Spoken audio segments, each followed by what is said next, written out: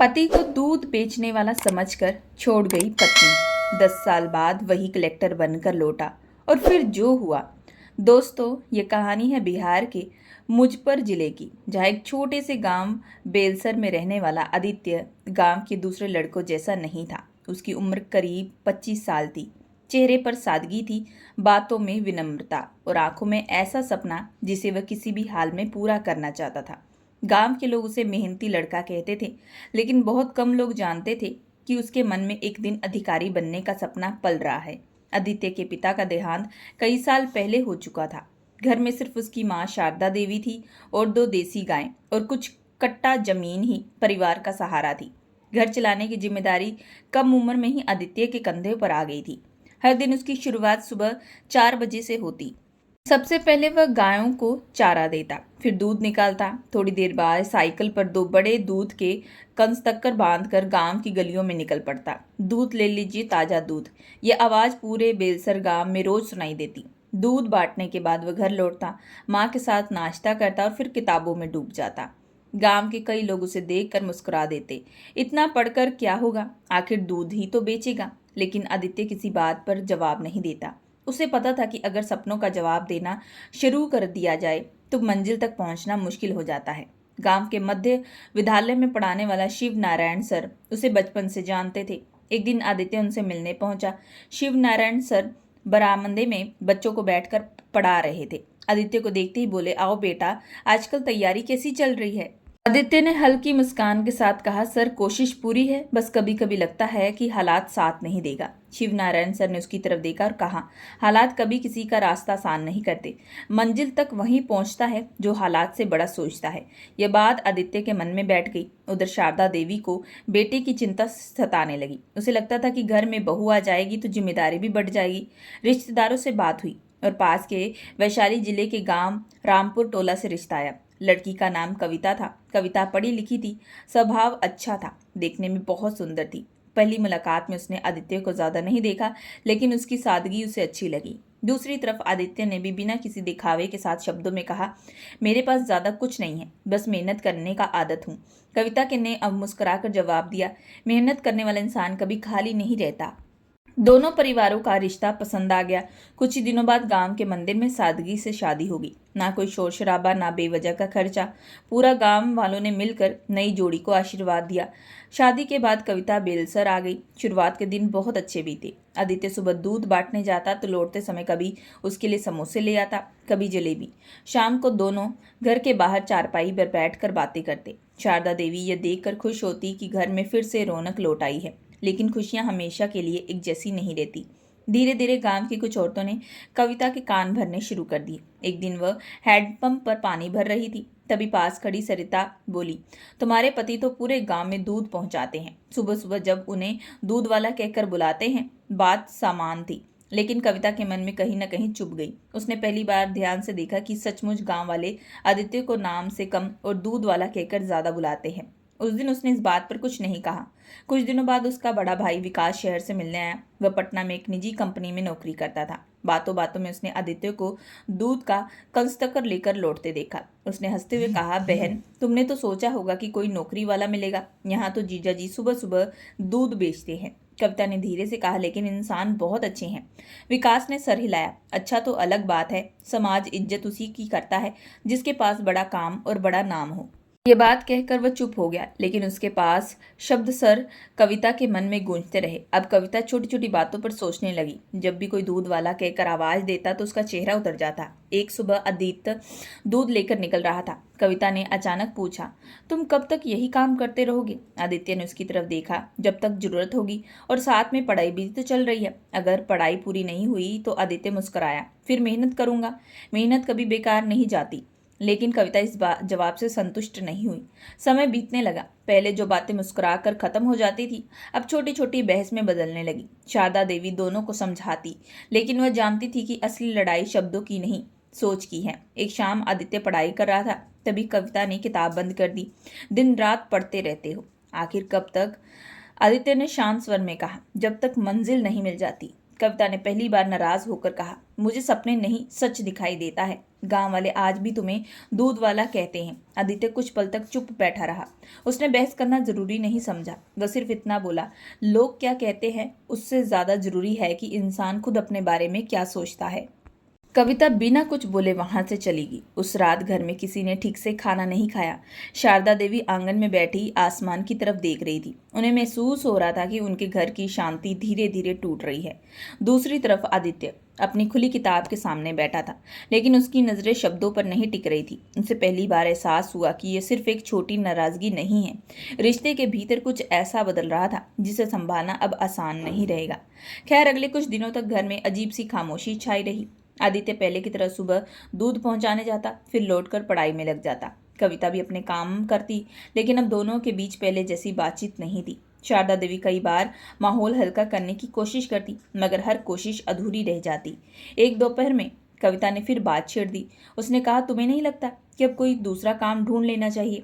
आदित्य ने शांत स्वर में जवाब दिया, काम बदलने से पहले इंसान को खुद को बदलना पड़ता है। मैं तैयारी कर रहा हूँ, एक दिन मेहनत जरूर रंग लाएगी। कविता ने तुरंत कहा, कब आएगा वह दिन?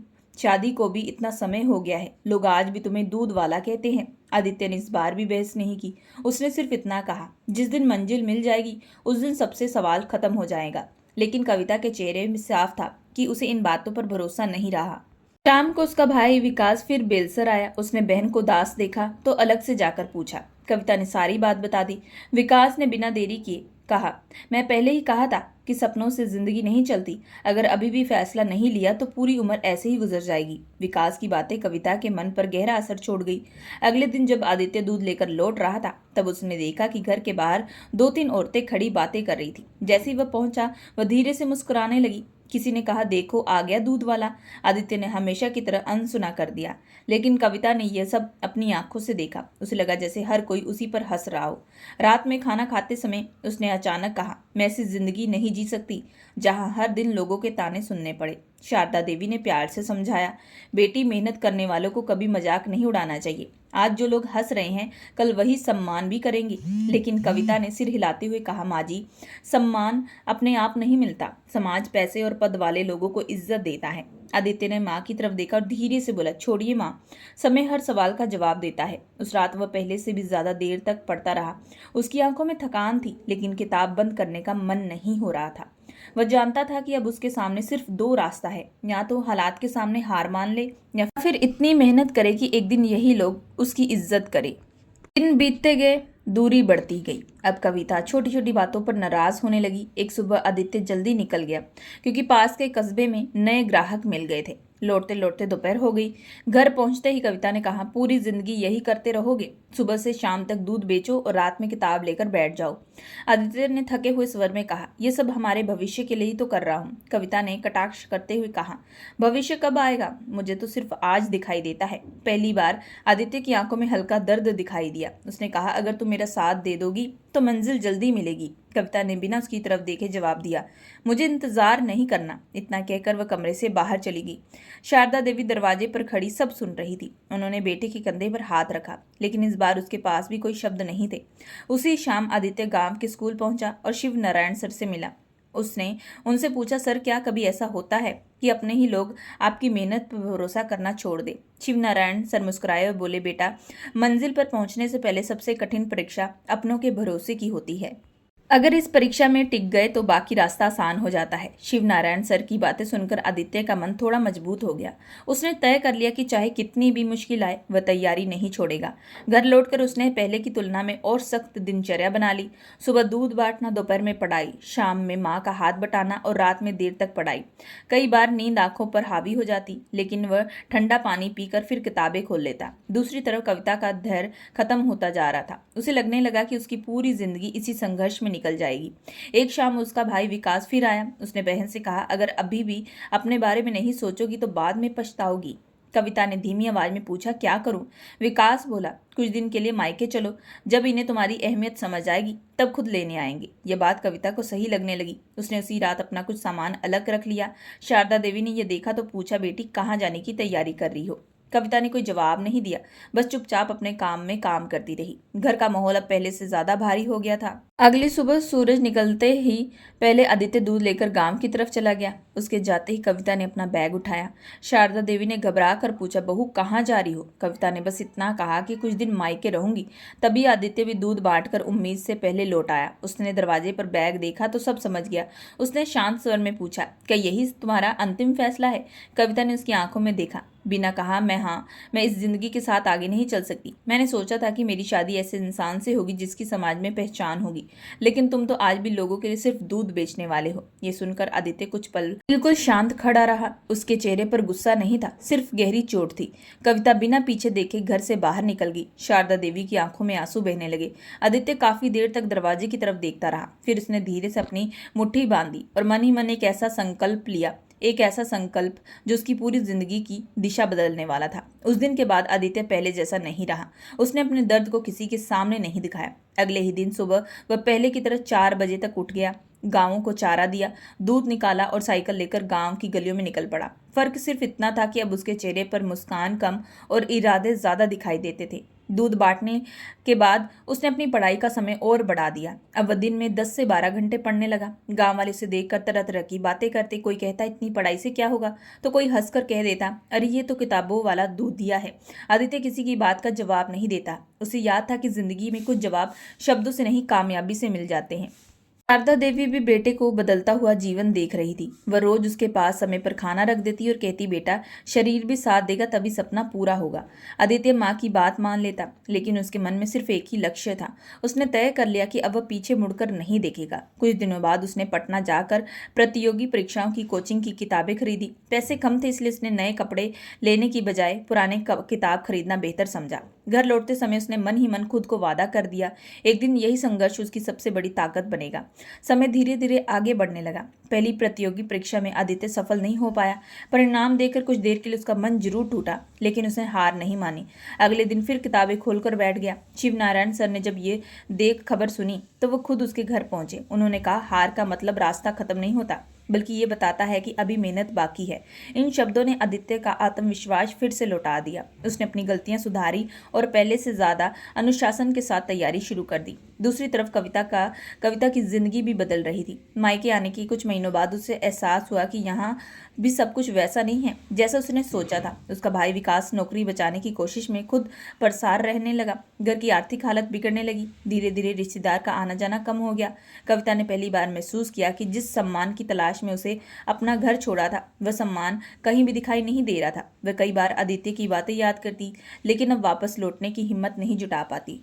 उसे लगा कि शायद अब बहुत देर हो चुकी है। उधर आदित्य लगातार आगे बढ़ रहा था। उसकी दुनिया अब सिर्फ माँ, किताबें और उसका सपना रह गई थी। करीब 3 साल बीत गए। इस दौरान आदित्य ने कोई छोटी बड़ी परीक्षाएं दी, कई इंटरव्यू तक पहुंचा, कहीं कुछ अंकों से पीछे रह गया। हर असफलता से उसे थोड़ी देर के लिए निराशा करती, लेकिन फिर वह खुद को संभाल लेता। एक सुबह जब वह दूध बांट कर लौट रहा था, तभी डाकिया उसके घर एक पत्र देकर गया। वह एक महत्वपूर्ण परीक्षा के इंटरव्यू का बुलावा था। शारदा देवी की आंखों से आंसू, खुशी के आंसू चमक उठे। उन्होंने बेटे से कहा, भगवान ने तेरी मेहनत देख ली। आदित्य ने पूरी तैयारी के साथ इंटरव्यू दिया। कुछ महीनों बाद परिणाम आया। इस बार उसका चयन राज्य प्रशासनिक सेवा में हो गया। पूरे बेलसर गांव में खुशी का लहर दौड़ पड़ी। जिन लोगों ने कभी उसका मजाक उड़ाया था, वही लोग अब उसके घर में मिठाई लेकर पहुंचने लगे। गांव के बुजुर्ग गर्व से कहते, हमारे गांव का लड़का अफसर बन गया है। शिव नारायण सर की आंखों में भी नम हो गई। उन्होंने आदित्य को गले लगाते हुए कहा, आज तुमने साबित कर दिया कि मेहनत करने वाला कभी छोटा नहीं होता। लेकिन आदित्य यही ना रुका। उसने नौकरी के साथ साथ अपनी तैयारी जारी रखी। उसका सपना अभी भी अधूरा था। वह और बड़ा अधिकारी बनना चाहता था। उधर कविता के जीवन में मुश्किलें लगातार बढ़ती जा रही थी। कुछ वर्षों के भीतर उसके माता पिता दोनों इस दुनिया से चले गए। भाई विकास भी दूसरे शहर चला गया और अपनी जिंदगी में उलझ गया। कविता अकेली रह गई थी। घर चलाने के लिए उसने गांव में मजदूरी करना शुरू कर दिया। कभी खेतों में धान रोपती, कभी किसी के घर अनाज साफ करती, और कई बार पूरे दिन की मेहनत के बाद भी इतनी कमाई नहीं होती कि 2 वक्त का खाना आराम से मिल सके। धीरे धीरे उसने गोबर के उपले बनाकर बेचना शुरू कर दिया। अब उसे समझ में आने लगा कि मेहनत करने वाला इंसान छोटा नहीं होता। उसे हर दिन आदित्य की कही बात याद आती, मेहनत कभी बेकार नहीं जाती। वह अक्सर सोचती कि अगर उस दिन उसने गुस्से में घर नहीं छोड़ा होता तो शायद उसकी जिंदगी कुछ और होती। मगर बीता हुआ समय लौट कर नहीं आता। उसने कई बार बेलसर जाने का सोचा, लेकिन शर्म और पछतावे के हर बार उसके कदम रोक दिए। दूसरी तरफ आदित्य अपनी नई जिंदगी को पूरी ईमानदारी से निभा रहा था। उसकी सादगी आज भी वैसी थी। पद बदल गया था लेकिन स्वभाव नहीं। लगभग 10 साल गुजर गए। अब आदित्य की पहचान एक ईमानदार और कर्तव्यनिष्ठ अधिकारी के रूप में होने लगी। अपनी मेहनत और लगातार बेहतर प्रदर्शन के कारण उसे बड़ी जिम्मेदारियां मिलने लगी। एक दिन सरकार की तरफ से उसकी नई नियुक्ति का आदेश आया। इस बार उसे जिला का आज जिलाधिकारी बनाया गया। ये खबर सुनते ही बेलसर गांव में मानो त्योहार जैसा माहौल हो गया। शारदा देवी ने बेटे के माथे पर हाथ रखकर भगवान का धन्यवाद किया। शिव नारायण सर गर्व से बोले, आज पूरे बिहार को तुम जैसे अफसरों की जरूरत है। आदित्य ने मुस्कुराकर सबका आशीर्वाद लिया, लेकिन उसके मन में किसी कोने में अतीत की एक याद अब भी जिंदा थी। उसने कभी कविता के लिए नफरत नहीं रखी थी, लेकिन वह दिन भी भूल नहीं पाया। नई जिम्मेदारी संभालने के कुछ महीनों बाद उसे जिले के अलग अलग गांवों का निरीक्षण करने के लिए कार्य मिला था। अधिकारियों ने जब गांवों की सूची उसके सामने रखी, तभी उसकी नजर एक पर जाकर ठहर गई। वह नाम था रामपुर टोला, और उसी नाम को देखते उसके मन में पुरानी यादें फिर से जाग उठी। अगले दिन सुबह आदित्य सरकारी टीम के साथ रामपुर टोला पहुंचा। गांव के बाहर से ही लोगों की भी फिर से जमा होने लगी। जिलाधिकारी के स्वागत की तैयारी फिर से की गई। मुखिया और पंचायत के लोग फूलों का गुलदस्ता लेकर खड़े थे। आदित्य ने सभी का अभिवादन किया और बिना समय गवाए गांव का निरीक्षण शुरू कर दिया। उसने स्कूल देखा, आंगनवाड़ी की व्यवस्था जांची और सड़क निर्माण का काम भी परीक्षण किया। जहां कमी दिखाई दे रही थी, वह अधिकारी को तुरंत निर्देश दे दिया। गांव वाले भी हैरान थे, जिलाधिकारी हर छोटी बात पर ध्यान दे रहे हैं। निरीक्षण करते करते आदित्य की नजर गांव के किनारे एक कच्चे मकान पर पड़ी। वहां एक महिला गोबर के उपले बनाकर धूप में सुखा रही थी। उसके कपड़े पुराने थे और चेहरे पर संघर्ष की गहरी लकीरें साफ दिख रही थी। आदित्य कुछ पल के लिए वहीं रुक गया। जैसे ही उस महिला ने सर उठाया, दोनों की नजरें मिली। अगले ही पल दोनों एक दूसरे को पहचान गए। वह महिला थी कविता। उसके हाथ से उपले नीचे गिर गए। वह कुछ बोल नहीं पाई। 10 साल पहले जिसे वह छोड़कर चली गई थी, वह आज पूरे जिले का सबसे बड़ा अधिकारी बनकर उसके सामने खड़ा था। गांव के लोगों को कुछ समझ में नहीं आया कि जिलाधिकारी अचानक वहां क्यों रुक गए। चारों तरफ सन्नाटा छा गया। कविता की आंखों से आंसू बहने लगे। उसने कांपती हुई आवाज में कहा, आदित्य, मुझे नहीं लगा था कि जिंदगी हमें इस तरह फिर से मिलाएगी। आदित्य शांत खड़ा रहा। उसके चेहरे पर तन न था, ना गुस्सा था, ना घमंड। उसने सिर्फ इतना पूछा, कैसी हो? ये सुनते ही कविता रो पड़ी। उसने कहा, अब ठीक होने लायक कुछ नहीं बचा है। जिस सम्मान की तलाश में मैं घर छोड़कर गई थी, वह कभी मिला ही नहीं। उल्टा सब कुछ खो दिया। वह धीरे धीरे अपनी पूरी कहानी बताने लगी। माता पिता के चले जाने के बाद कैसे उसने अकेले दिन काटे, मजदूरी की, लोगों के घर काम किया और आखिर में गोबर के उपले बेचकर पेट भरना पड़ा। उसने सिर झुकाकर कहा, मैंने तुम्हें नहीं, तुम्हारी मेहनत का अपमान किया था। आज समझ आया कि किसी इंसान का काम छोटा नहीं होता, सिर्फ सोच छोटी होती है। गांव के लोग चुपचाप ये सब सुन रहे थे। किसी को उम्मीद नहीं थी कि उसके सामने ऐसा दृश्य देखने को मिलेगा। आदित्य ने गहरी सांस ली। उसके मन में पुराने दिन जरूर आए, लेकिन उन यादों को अब दर्द कम और सीख ज्यादा थी। कुछ देर तक वहां कोई नहीं बोला। फिर आदित्य ने धीरे से कहा, कविता, अगर उस दिन तुम मुझे छोड़कर नहीं जाती तो शायद मैं आज खुद को इस तरह नहीं बदल पाता। तुम्हारे फैसले ने मुझे बहुत दर्द दिया, लेकिन उसी दर्द ने मुझे मंजिल तक पहुंचाने की ताकत भी दी। कविता ने रोते हुए कहा, मैं अपनी गलती की कोई सफाई नहीं दे सकती। मैंने लोगों की बातों में आकर तुम्हें परखा। अगर आज तुम मुझे माफ नहीं करोगे तो तब भी मैं कोई शिकायत नहीं करूंगी। उसने दोनों हाथ जोड़ दिए। गांव के बुजुर्ग और अधिकारी भी यह दृश्य देखकर भावुक हो गए। आदित्य कुछ पल तक चुप रहा। फिर उसने आगे बढ़कर कविता के जुड़े हुए हाथ नीचे कर दिए। उसने कहा, माफी मांगने वाला इंसान पहले ही अपनी आधी सजा काट चुका होता है। मैं बीते हुए समय को बदल नहीं सकता, लेकिन उसे लेकर जिंदगी भर नफरत भी नहीं रख सकता। यह सुनते ही कविता फूट फूट कर रोने लगी। उसकी आंखों में वर्षों का बोझ उतर गया। गांव वालों ने पहली बार देखा कि बड़ा इंसान सिर्फ पद से नहीं बल्कि अपना व्यवहार से बनता है। आदित्य ने अधिकारियों की तरफ देखा और समान ढंग से अपना निरीक्षण पूरा किया। जाते जाते उसने मुखिया से कहा कि गांव की विधवा और अकेली महिलाओं के लिए सरकारी योजना का पूरा लाभ सुनिश्चित किया जाए। उसने किसी के सामने कविता का परिचय नहीं बताया और न ही उसे अपने पुराने रिश्ते का जिक्र किया। शाम को वह वापस जिला मुख्यालय लौट गया, लेकिन वह पूरी रात सोचता रहा कि जिंदगी ने दोनों को अलग अलग रास्ते में क्या सिखाया है। अगले दिन कविता खुद बेलसर पहुंची। उसने सबसे पहले शारदा देवी के चरण छुए और रोते हुए उनसे माफी मांगी। शारदा देवी ने उसे उठाकर गले लगा लिया। उन्होंने कहा कि बेटी, गलती इंसान से होती है, अगर दिल से पछतावा हो तो भगवान भी माफ कर देता है। यह सुनकर कविता की आंखें भर आई। कुछ दिनों के बाद दोनों परिवार और गांव के सम्मानित लोगों की मौजूदगी में आदित्य और कविता ने फिर से साथ रहने का फैसला किया। इस बार उनके रिश्ते पर की नींव सपनों पर नहीं बल्कि विश्वास, सम्मान और जीवन के अनुभव पर टिकी थी। कविता ने भी तय कर लिया कि अब वह हर परिस्थिति में आदित्य का साथ निभाएगी। समय फिर अपनी तेज रफ्तार से चलने लगा। आदित्य पहले की तरह ईमानदारी से अपनी जिम्मेदारी निभाता रहा और कविता पूरे मन से घर और शारदा देवी को देखभाल करने लगी। बेलसर गांव में जब भी कोई किसी मेहनत करने वाले इंसान का मजाक उड़ाता तो बुजुर्ग यही कहानी सुनाकर कहते, कभी किसी को उसके काम पर मत आंकना, वक्त सबसे पहले बड़ा न्याय करता है। गांव के बच्चों के लिए आदित्य प्रेरणा बन गया। लोग अपने बेटे से कहते, हालात जैसे भी हो मेहनत और ईमानदारी मत छोड़ना। वही कविता गांव की महिला को समझाती कि किसी रिश्ते की कीमत पैसे या पैसे से नहीं बल्कि इंसान के चरित्र से होती है। दोनों ने अतीत को पीछे छोड़ दिया लेकिन उससे मिली सीख को हमेशा अपने साथ रखा। उस दिन के बाद बेलसर और रामपुर टोला के लोग एक बात कभी नहीं भूले, इंसान की असली पहचान उसकी मेहनत, उसके धैर्य और उसके चरित्र से होती है। क्योंकि वक्त जब बदलता है तो सबसे पहले लोगों की सोच बदल देता है। दोस्तों, इस कहानी से यही सीख मिलती है कि कभी भी किसी इंसान की पहचान उसके काम, पैसा या हालात से नहीं करनी चाहिए। मेहनत, धैर्य और अच्छा चरित्र ही इंसान को सच में बड़ा बनाता है और समय हमेशा सही इंसान का साथ देता है। अब आप बताएं कि आदित्य की जगह होते तो क्या कविता को दूसरा मौका देते, और अगर आप कविता की जगह होते तो क्या समाज की बातों में आकर अपने जीवन का इतना बड़ा फैसला लेते। आपकी जो भी राय है हमें कमेंट बॉक्स में जरूर बताइएगा। कहानी पसंद आए तो चैनल को लाइक और सब्सक्राइब जरूर करिएगा एंड बेल आइकन का बटन जरूर दबाइएगा।